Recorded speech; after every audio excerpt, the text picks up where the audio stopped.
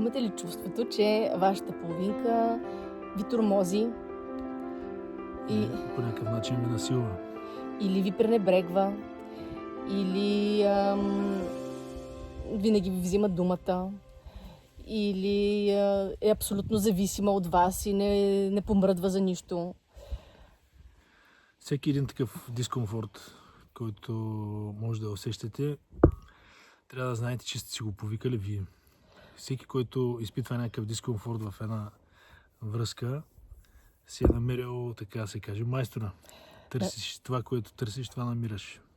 Ако се чувствате, примерно, тормозен, ако някой се чувства тормозен, всъщност той си е намерил някой да го тормози. Има нужда някой да го тормози, за да се чувства, може би, обичан. Обикновено това е причината, за да сме с някой, дори колкото и нелепо да звучи и абсурдно да имаме нужда да сме тормозени, всъщност наистина е така.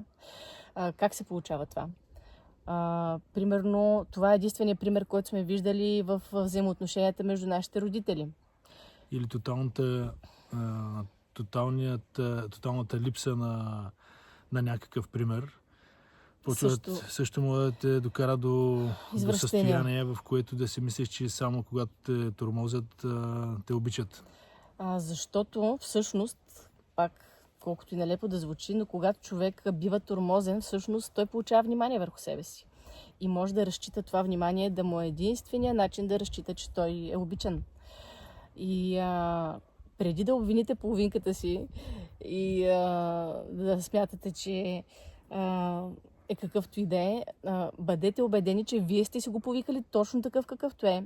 И ако наритате него и имате следваща половинка, следващия ще бъде същия.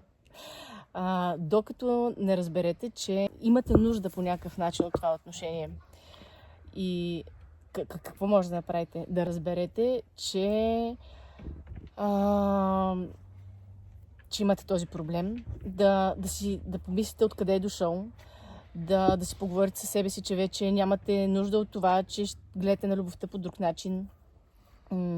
Има много техники и практики за това и е трудно човек да го направи сам, но поне ако може да потърсите винаги помощ. Каква е развръзката от цялата работа? Или когато дойде осъзнаване и работа със себе си, или човека спира да извършва това действие?